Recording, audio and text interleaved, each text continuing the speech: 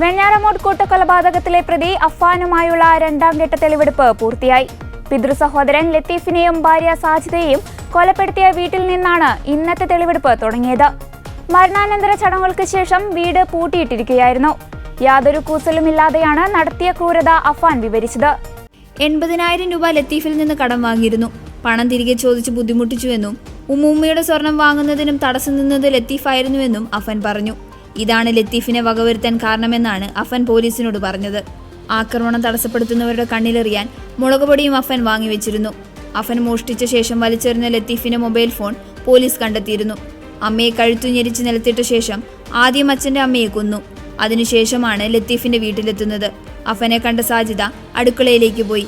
ബാഗിലിരുന്ന ചുറ്റികെടുത്ത് ഹാളിലെ സെറ്റിയിലിരുന്ന ലത്തീഫിന്റെ തലയിൽ പലവട്ടം അടിച്ചു. ശബ്ദം കേട്ട് ഓടി വന്ന സാജിദയും അടിച്ചു. അടുക്കളയിലേക്ക് ഓടി സാജിദയെ പിന്നിൽ ചെന്ന് ആക്രമിച്ചുവെന്നും അഫ്ഫാൻ വിവരിച്ചു. ലത്തീഫിന്റെ മൊബൈലും കാറിന്റെ താക്കോലും 50 മീറ്റർ അപ്പുറം കാട്ടിലെറിഞ്ഞ ശേഷം വീട്ടിലേക്ക് പോയി. ഈ മൊബൈൽ ഫോൺ അഫ്ഫാന്റെ സാന്നിധ്യത്തിൽ പോലീസ് കണ്ടെത്തി. വീട്ടിലെത്തിച്ചുള്ള പരിശോധനയിലാണ് മുളകുപൊടി പൊതിഞ്ഞത് കണ്ടെത്തിയത്. ആയുധം സൂക്ഷിച്ചിരുന്ന ബാഗിലാണ് മുളകുപൊടി ഉണ്ടായിരുന്നത്.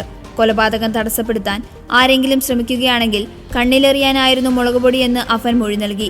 ആയുധം, എലിവശം, മുളകുപൊടി, ശീതളപാനീയം, സിഗരറ്റ് എന്നിവ വാങ്ങിയ കടയിലും കൊണ്ടുപോയി തെളിവെടുത്തു. നാളെ രണ്ടാം ഘട്ട കസ്റ്റഡി അവസാനിക്കും. കിളിമാനൂർ SHO ജയനാണ് തെളിവെടുപ്പ് നടത്തിയത്.